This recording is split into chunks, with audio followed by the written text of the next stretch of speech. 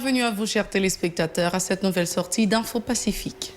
Reprise des activités à l'aéroport international Toussaint Louverture ce mardi. Les personnels étaient sur place dans l'attente des premiers vols commerciaux après plus de 3 mois d'inactivité.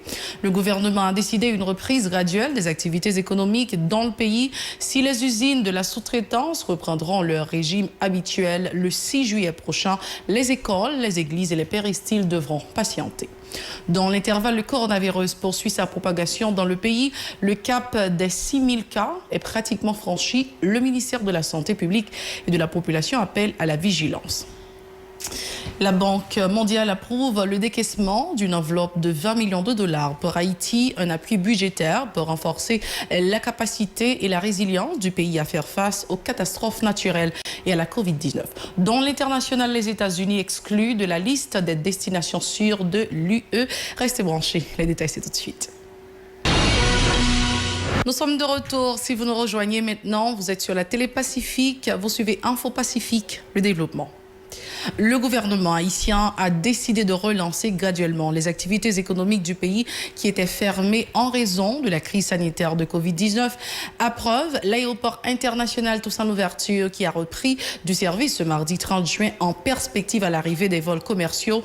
De leur côté, les usines de la sous-traitance reprendront leur plein régime à partir du 6 juillet prochain. Les églises, les écoles et les péristyles devront encore patienter.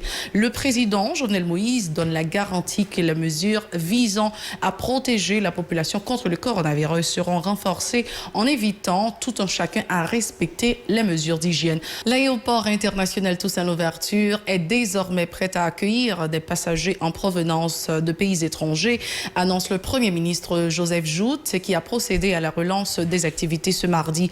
La surveillance épidémiologique a été renforcée au niveau de l'aéroport afin d'éviter une éventuelle flambée de cas de contamination au coronavirus dans le pays. Notons que pour le premier jour, il n'y a pas eu de vol commercial au niveau de l'aéroport international Toussaint Louverture. Plusieurs citoyens de la capitale n'ont pas caché leur colère face à la décision de rouvrir l'aéroport Toussaint Louverture dans le contexte de la crise sanitaire de Covid-19. Ils qualifient d'irresponsable cette décision, sachant le risque de contamination de Covid-19 couru par le pays. Écoutons. Pour 2 cas, nous avons choisi de fermer le pays. Regardez vous nous que nèg yo fouiller tout pour dire mais combien moun yo va l'enterrer.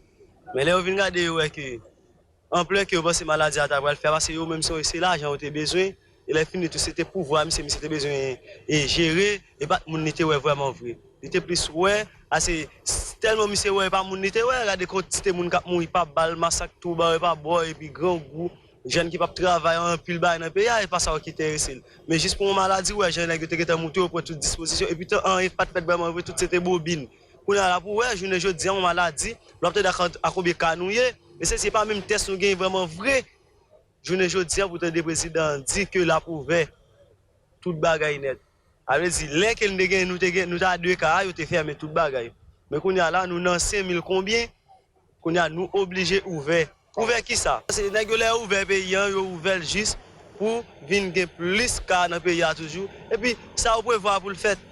Ay nèg yo c'est travail pas yo faire et c'est surtout regardez pour que je veux pas même besoin de dire lui ouvert non. Je veux dire toujours ouvert oui parce que regardez 4 démarches va toujours t'a fait tout côté monde pas pile sous pile toute bagaille. Est-ce que pas de avion pas de convoler pas toujours kon bail. Ay dit est-ce que monde pas toujours qu'on a acheté mal passe Saint-Domingue. Et puis les fini tout pas ça. Quelle disposition tout libre on dit tout. Les dit ouvert. Et c'est si tout nèg choisi fermer l'école, fermer l'église mettre là même go paquet si moun qui perd une année scolaire. M'dame connait qui ça nèg yo va dire avec parents ça yo. Qui ça va dire avec professeur ça yo tout qui fait tout temps yo gaspiller puis yo pas même payer, yo pas toucher. On a pratiquement atteint le seuil des 6000 cas de contamination au Covid-19 dans le pays. Le total des infectés comptant pour le lundi 29 juin s'élève à 5993 et plusieurs milliers de personnes suspectées sont dans le viseur du ministère de la Santé publique et de la Population. En clair, le nombre des nouveaux cas va continuer à augmenter. Le dernier bulletin du MSPP a confirmé la découverte de 86 nouvelles contaminations et un décès de plus qui porte à 105 le total de pertes en vies humaines depuis le 19 mars 2020. Il faut dire aussi que 839 personnes sont guéries et retournées chez elles. Le ministère de la Santé publique et de la Population encourage la population à respecter les principes d'hygiène en vue d'éviter la propagation de la maladie. Autre actualité à ce journal, la Banque mondiale, à travers l'Association internationale de développement, IDA, vient en appui aux politiques de développement en rapport avec la réponse à la pandémie de Covid-19 et la résilience en Haïti, a approuvé un décaissement de 20 millions de dollars. Cet appui budgétaire va accroître la capacité du pays à limiter les impacts de la pandémie et à renforcer sa résilience face aux risques de catastrophes naturelles et au chaos sanitaire, a fait savoir la Banque mondiale, qui souligne que le ralentissement de l'économie provoqué par la Covid-19 entraînera un recul dans la lutte contre la réduction de la pauvreté et de la croissance inclusive en Haïti. Au cas où des maires décideraient de partir au terme de leur mandat, le gouvernement se trouvera dans l'obligation de les remplacer par des agents exécutifs intérimaires. C'est ce qu'a laissé entendre le Premier ministre Joseph Joute, qui toutefois a précisé que pour l'heure, rien n'est envisagé. Il reconnaît le droit des concernés de jeter l'éponge en fin de mandat alors qu'il n'y a pas eu d'élection municipale pour les remplacer. Plusieurs dizaines de contractuels du ministère des Affaires sociales ont organisé un sitting mardi devant les locaux du dit ministère pour réclamer le paiement de 18 mois d'arriérés de salaire. Ces contractuels dénoncent l'indifférence des autorités qui, après 2 mois de mobilisation, n'ont toujours pas pris en compte leurs revendications. Ces citoyens font remarquer qu'ils sont dans l'impossibilité de satisfaire leurs besoins primaires. Écoutons certains d'entre eux. Journée jodia, nous avons constaté, maman, papa, jeunes, étudiants, devant le ministère des Affaires sociales, ils ont nous dans la rue, parce que c'est ça qu'il a fait. Ils ont tout le monde dans la rue, ils ont maman, ils ont papa. Je ne dis pas que nous avons 1 mois et demi trêve, côté que nous avons une revendication d'affaires dans le ministère. Le ministre a chita ensemble avec une équipe commission, il dit que la travail sous payroll avec nomination nous. Mais là nous constatons que Manzé c'est dans farine là pour nous, Manzé pas de volonté pour le faire rien pour m'aller dans soleil ça. Nous dit non, nous c'est raceta, nous pas dans chita prendre dialogue dans mes volets encore parce que nous-mêmes nous pas qu'à manger, car nous pas qu'à payer, nous pas rien pour nous faire nous laguer des bras dans la ria pour qu'on nous. C'est ça que fait. C'est ça que fait journée aujourd'hui. Nous prenons béton encore une fois pour nous dire que nous demandons 18 mois salaire nous plus les nominations nous. À chaque fois nous signons un contrat, là nous fait tout ça au demandé pour nous faire un contrat. À chaque fois que payroll, je choisis nous 3 mois, je pas faire nous 1 mois. Je prends tout ce scope là, il y a le gagoté. Bataille ça a commencé depuis le mois de février. Et là nous arrivons dans le mois de mai, le ministre a demandé pour nous former en commission. Nous former une commission. Les commissions achetées avec elle. Les 10 commissions qui a payé nous deuxième semaine mois de juin. Et puis tout n'est que posé la caillou, n'a pas de payroll. Mais là nous venons garder, n'a pas attaqué, fin mois de juin nous dit commission ça qui passé. Et puis les règles avec le ministre. Discours ministre devient changer. Plus loin, ces contractuels ont réclamé leur lettre de nomination comme fonctionnaire de l'administration publique. Ces employés soulignent qu'après plus de 10 ans comme contractuels, ils n'ont toujours aucune considération de la part de l'État. Écoutons. Nous-mêmes là, nous avons 10 ans là, nous avons 12 ans là, nous avons 14 ans là, nous avons 5 ans là, nous avons 7 ans là. Il y a des gens qui ont 20 ans là pour que j'aime qu'à nommer. Pendant 7 ans, sénateur a venu nommer petit li, ni nommer bon ni. Député a venu nommer petit li, ni nommer bon ni. Et je ne dis là, nous dit non, nous pas dans corruption ça encore. Nous prêt camper devant barrière ministère des Affaires sociales, tout autant nous toucher. 18 mois salaire nous, plus les nominations nous. Mais étant donné nous-mêmes jeunes garçons qui sont de divers côtés de la quartier populaire, les revendications nous toujours macronées à qui ont bidon gaz avec des toits de caoutchouc. Souvent l'État corrompt ça. L'État corrompt ça. Si vous pas des âmes dans main, il pas fort plaisir. Si vous pas choisi bouler caoutchouc, il pas de d'eau et ça fait jodi là jusqu'à attendre nous beaucoup bouler caoutchouc. Jusqu'à présent, nous monté ministre, nous passif, bonne volonté nous.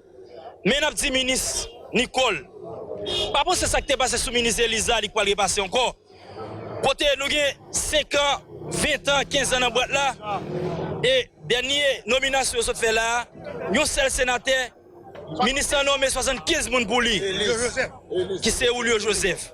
Et nous, le ministre Nicole, t'as semblé pour suivre même trace ça, parce que nous, malgré le Parlement écrasé, il y a plusieurs sénateurs, il y a plusieurs députés qui ont checké. Nous avons dit, ministre, c'est bien compté, mal calculé. Bataille esclave, pas camper dans la route. Tout autant, 18 mois, nous m'ont dit, nous pouvons rejoindre avec la nomination. Et nous avons dit, le gouvernement joue Jovenel là. Si vous n'avez pas, c'est lui qui va le BTG. Parce que la bataille sociale là, c'est bataille, ça sur bataille de nous qui va soulever tout le pays. Le ministre de l'Agriculture, des Ressources naturelles et du Développement rural a procédé le week-end dernier au lancement des travaux de réhabilitation du centre de formation et de transformation de produits agricoles de Tuf à la vallée de Jacmel. Le titulaire du ministère, Patrick Sévère, a souligné l'importance de ce centre qui a accueilli plusieurs générations d'agriculteurs et facilité les recherches en matière de restauration de sol. On écoute les déclarations de Patrick Sévère. M'intéresse à venir parce que au niveau du gouvernement, ils attaché un pile importance à la formation. Et formation, ça, ce n'est pas une formation l'école qu'on touche à une salle de classe, c'est des formations, et nous avons dit, c'est des formations, nous pas dit sur le tas, c'est des formations très pratiques qu'on a faites. Et nous avons dit l'importance de la formation dans la vie de la société.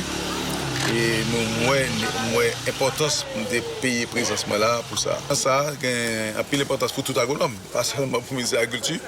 Et nous avons dit depuis 84 là, par quoi il y a une génération agronome, particulièrement une génération PAM, c'est passé là. Pour que surtout un pays d'Haïti, pour qu'on apprenne dans le livre, mais là, sur le terrain, et on va vivre avec la paysannerie. Vous venez comprendre un pile bagaille, bagaille vous comprendre tout, mais vous venez comprendre un pile bagaille qui permet de réorienter pensée, comment vous servir paysannerie. C'est tout le monde est responsable au niveau agriculture comme niveau 1 au niveau ministère de l'Agriculture. Mais je viens là pour premièrement par reconnaissance à cette tuf. Deuxièmement, à l'importance de la vallée de l'agriculture haïtienne, surtout en domaine arboriculture fruitière. Et c'est ça que je fais à l'heure. Pour mettre une pépinière dans la zone à travers la direction départementale là. Mais c'est bac là qui a pris son salut parce que la vallée c'est une commune, il y a un bac là-dedans. Pour sa part, la mairesse de la vallée de Jacmel a salué le démarrage des travaux au niveau du centre. Marie-Hélène Philippe Oscott plaide en faveur de la revalorisation du secteur agricole dans le département. On l'écoute. Voilà que Kounye là, le travail là censé officiellement démarrer. Donc ça fait nous grand plaisir et je pense que tout le monde dans la vallée qui là, tout jeune qui ont contribué, participer dans la formation et dans le local, je pense que ça fait plaisir. Et si nous disons centre de formation et de transformation, donc tout le monde qui comprendre ça, ça dit. Et moi-même, l'homme prend question de transformation, en tant qu'agronome départemental dans cette île, c'est transformation, nous voulons parler de fruits. Mais le ministre a regardé de nos jours, si nous prenons commune la vallée seulement, et l'agriculture y prend cours. Donc c'est vrai, centre libéral réhabilité, nous allons recommencer le travail vraiment, mais faut-il bien que l'autre volet il faut nous accompagner, le côté que fruits, il faut nous garder vraiment comment nous permettre que nous yo planter fruits, yo retourner avec l'agriculture régionale, ça doit retourner, parce que pour nous faire transformation, il faut nous joindre en quantité vraiment pour nous transformer. Donc, je pense que visite de lieu, ça permet vraiment pour une idée de commune. C'est le temps de passer au journal international. Nous vous reviendrons tout de suite. Si vous jugez que cette vidéo est intéressante, n'hésitez pas à liker et partager la vidéo. Et surtout, n'oubliez pas de vous abonner à cette chaîne et activer la cloche de notification pour ne pas louper aucune de nos vidéos. Cette deuxième partie du journal. Nous sommes maintenant à l'étranger, comme je l'avais annoncé tout à l'heure. Les États-Unis ne figurent pas sur la liste européenne des 14 pays sûrs où les voyages d'affaires et d'agrément devraient être de nouveau autorisés dès mercredi. La liste approuvée mardi par les gouvernements des États membres de l'Union européenne inclut l'Algérie, l'Australie, le Canada, la Géorgie, le Japon, le Monténégro, le Maroc, la Nouvelle-Zélande, le Rwanda, la Serbie, la Corée du Sud, la Thaïlande, la Tunisie et l'Uruguay. La Chine pourrait y être intégrée à condition qu'elle autorise les voyageurs européens à se rendre sur son territoire dans le cadre de la réciprocité que réclame l'UE. Outre les États-Unis, la Russie et le Brésil n'ont pas été retenus. C'est la toute fin de ce journal. Merci d'avoir été avec nous. Mais avant de partir, laissez-moi vous rappeler de nous suivre sur les réseaux sociaux Facebook, Twitter, Instagram, YouTube ou encore radio-télévision-pacifique.com. Vous pouvez également télécharger l'application Radio-Télévision Pacifique sur votre smartphone ou bien nous regarder sur la chaîne 54 à Télé Haïti. Au revoir.